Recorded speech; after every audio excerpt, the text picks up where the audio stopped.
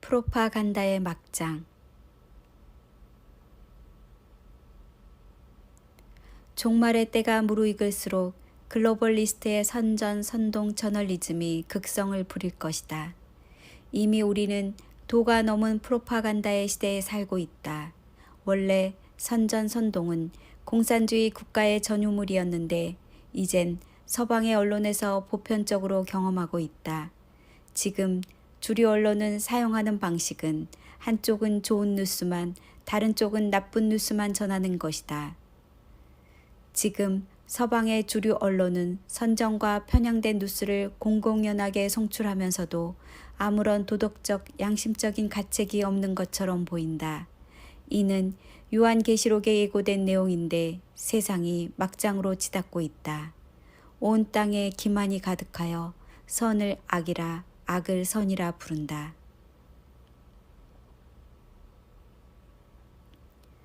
또 내가 봄에 개구리 같은 새 더러운 영이 용의 입과 짐승의 입과 거짓 선지자의 입에서 나오니 그들의 귀신의 영이라. 요한계시록 16장 13절. 또 짐승이 과장되고 신성 모독을 말하는 입을 받고 또 42개월 동안 일할 권세를 받으니라. 요한계시록 13장 5절.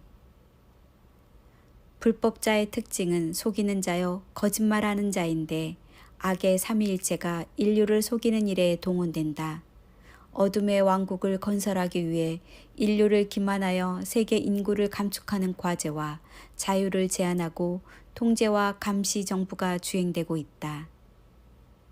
그들은 사람들의 반응을 연구하며 얼마나 선동하기 쉬운지 알고 있다.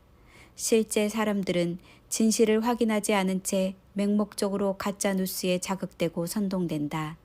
그런데 세계 페이크 뉴스의 소스는 백신과 전쟁에서 보듯 거의 미국이고 그들이 얼마나 편파적이고 타락했는지 알아야 한다. 우리는 이제 영적으로나 물리적인 차원에서 미국을 보는 눈이 달라져야 한다. 반미가 아니라 좀 더 객관적이고 냉철해져야 한다. 바이든만 해도 중국, 우크라이나, 러시아 등에서 부정한 돈을 챙기고 전쟁조차 방조하는 불의한 모습을 보여주고 있다. 미국에서 불법의 사람이 등장할 것이고 미국은 성경에서 애어난 음녀 바벨론이고 세계를 망치는 일은 러시아가 아니라 미국에서 나올 가능성이 높다. 미국은 세계를 두 개의 진영으로 재편시켜 3차 세계대전을 유도할 것인데 이는 성경의 애언이기도 하다. 불법의 사람이 등장할 때가 되니 어둠과 거짓이 수면에 드러나지만 징조를 깨닫는 자들만이 무슨 일이 일어나는지 눈치를 챌 것이다. 바이든은 2023년 5.8조 달러 예산을 확정하면서 기후변화에 449억 달러를 책정했다. 이는 예산 중 가장 많이 증가된 항목으로 명목상 클린 에너지로 설명하지만 이는 그들의 목적을 수행하기 위한 예산이다. 잘 지켜진 비밀이지만 우리가 들은 기후 모델의 95%는 인간의 이산화탄소 배출과 재앙적인 지구 온난화 사이의 연관성이 오류가 없다는 것으로 밝혀졌다.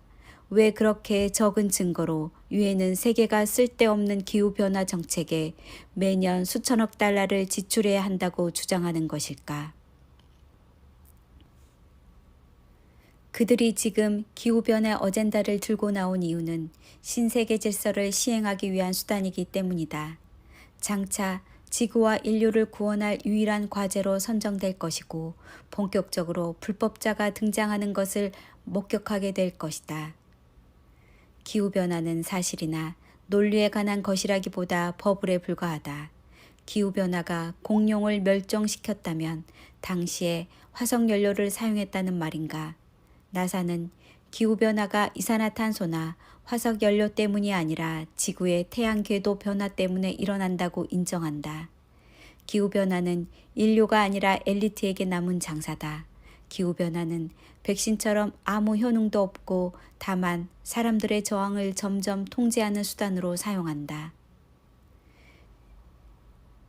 이 어젠다는 유엔의 통제하에 있는 새로운 세계 질서에 관한 것이다. 자본주의와 자유에 반대하며 환경 재앙을 통제의 화두로 삼고 있다. 그들은 계속해서 기후변화 운동을 인간 활동이 지구 온난화의 주요 원인이라고 믿는 전문가를 등장시켜 두려움을 심어주고 언론을 계속 동원하고 도덕성에 호소할 것이다. 독일에서는 하루 사이에 식료품 가격이 20에서 50%나 치솟으면서 국민들이 식량 초인플레이션을 깨달았다고 로이터 통신이 보도했다. 식량 부족은 앞으로 3, 4개월부터 심각해질 것이고 이 기간은 식량을 비축할 짧은 기회가 될 전망이다. 서방 세계가 러시아에 대한 경제 제재로 세계 식량 공급망을 파괴하는 데 일조했다. 식량과 에너지는 또한 전 세계 거의 모든 국가에서 현금을 풀어놓음으로써 물가의 인플레이션을 가속시키고 있다. 돈은 찍어낼 수 있지만 식량을 찍어낼 수 없다. 스리랑카에서는 식량과 연료 가격 인상으로 폭동이 일어났는데 아직 세계 대부분에서 일어날 사건의 첫 징조일 뿐이다. 식량 부족과 물가 상승이 여러 나라와 대륙으로 확산되는 시점의 문제일 뿐이다. 다니엘아, 마지막 때까지 이 말을 감수하고 이 글을 봉합하라. 많은 사람이 빨리 왕래하며 지식이 더하리라. 다니엘 12장 4절. 지식과 정보에는 두 종류가 있다. 올바른 지식이 많은 사람들을 옳은 대로 돌아오게 만들 것이다. 거짓이 섞인 지식은 많은 사람들을 미혹하여 진리에서 떨어져 나가게 만들 것이다. 마지막 때에는 주류 언론의 선전과 많은 교사들과 지식의 홍수시대다. 그만큼 잘못된 지식을 따라갈 위험성도 커졌다. 교사들의 숫자만큼이나 사람들은 그들의 취향에 따라 많은 스승을 둘 것이다. 때가 이르리니 사람이 바른 교훈을 받지 아니하며 귀가 가려워서 자기의 사욕을 따를 스승을 많이 두고 또 그 귀를 진리에서 돌이켜 허탄한 이야기를 따르리라. 디모데후서 4장 3절에서 4절. 귀가 가려졌다는 것은 귀를 즐겁게 하는 것을 쫓아간다는 의미다. 그들은 하나님의 말씀인 진리에는 지루하고 귀를 기울이지 않는다. 거짓 지식은 그럴듯하게 포장되어 있다. 귀를 즐겁게 하지만 비진리는 축적되어 한번 세뇌된 지식은 씻어내기가 쉽지 않다. 축적이란 지식과 경험, 행위들이 특정 공간에 반복적으로 모여 누적되는 것을 말한다. 하나님의 말씀만이 진리이고 그리스도를 스승으로 두는 것만이 올바른 길을 갈 수 있다. 하나님을 아는 지식이 가장 고상합니다. 거짓 지식은 내가 치러야 할 희생이나 십자가 없이 공짜와 안락을 준다. 100% 거짓이 아니지만 80에서 90%는 진실을 말하다가 누룩이 5%나 10%가 섞인다. 그런데 5%, 10%가 문제를 일으킨다. 거짓은 악한 행실에서 돌이키게 하지 않는다. 경건한 삶을 요구하지도 않고 박해나 고난도 없고 평안을 누리게 될 것이라고 하여 회개로 이끌지 않는다. 어제 심각한 일부 댓글은 삭제를 했지만 무명 씨가 댓글을 달았다. 그는 기독교의 핵심 3가지를 부정했다. 1. 신구약 성경을 부정했다. 2. 예수 그리스도에 의한 유일한 구속을 부정하면서도 하나님의 속성이 왜곡된 창조주를 믿는다고 했다. 3. 창조와 심판, 천국과 지옥을 부정했다. 귀신의 처소에 별의별 내용들이 많다 보니 이런 거짓에 미혹되는 사람들도 있다. 무명 씨는 예수 그리스도를 통하지 않고도 그노시스로 구원을 얻을 수 있다고 주장했다. 욥기에서는 5명이 등장하여 왜 욥이 고난을 겪고 있는가에 대한 주제로 변론과 반론을 이어간다. 욥기에서는 기원전 약 2000년 전후의 아브라함 후대를 배경으로 하고 있다. 5명의 변론을 보면 그들의 지혜와 지식 수준이 상당히 높음을 알 수 있다. 욥이 겪은 특수한 상황과 절망감은 우리가 욥의 입장이라도 욥보다 더 처신을 잘할 자신이 없다.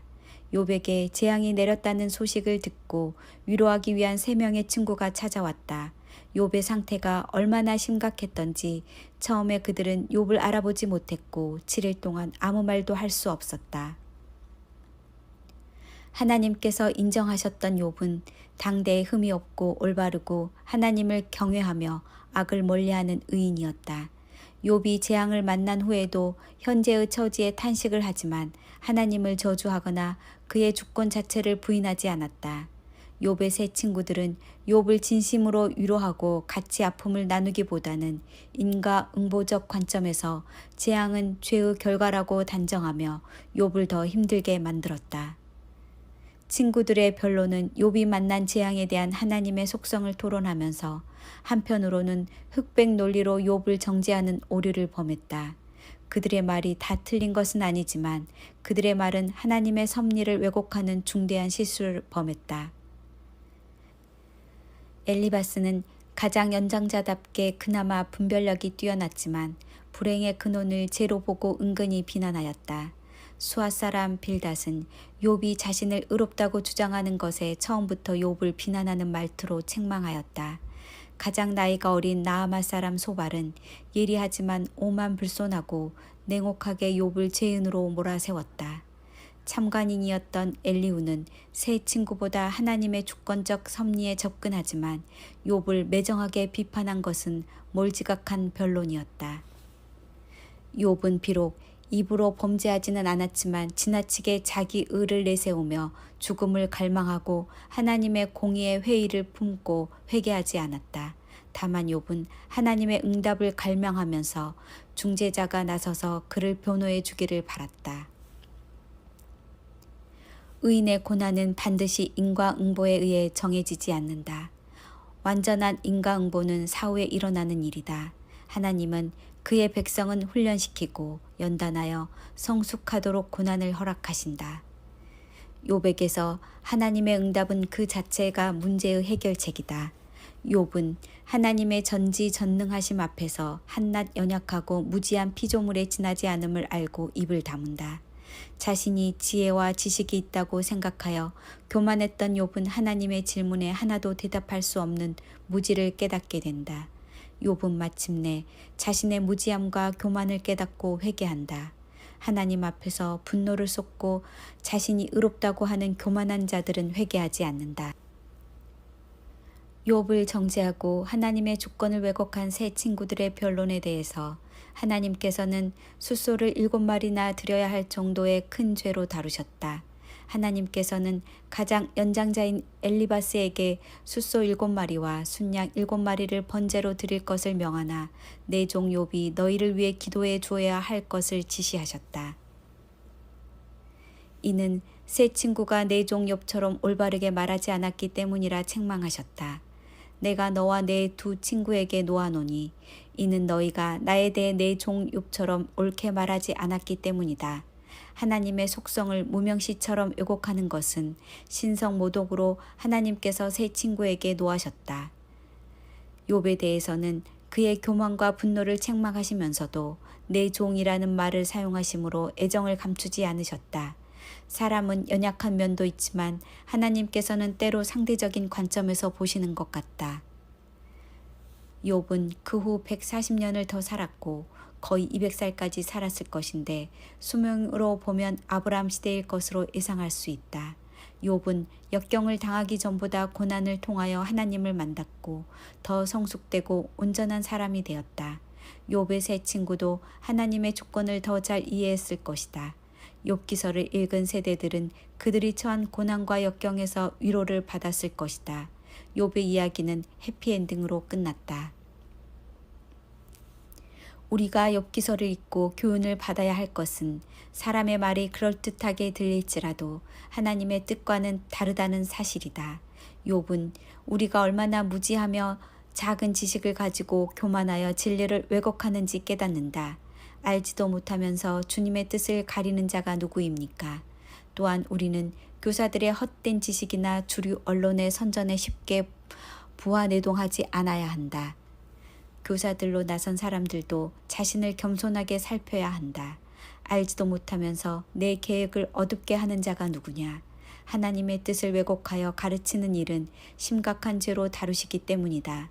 유일한 길은 그리스도를 따라가는 것이고 절대적 진리는 그분의 말씀뿐이며 성령 안에서 그분의 인도하심을 겸손하게 구해야 한다. 아멘.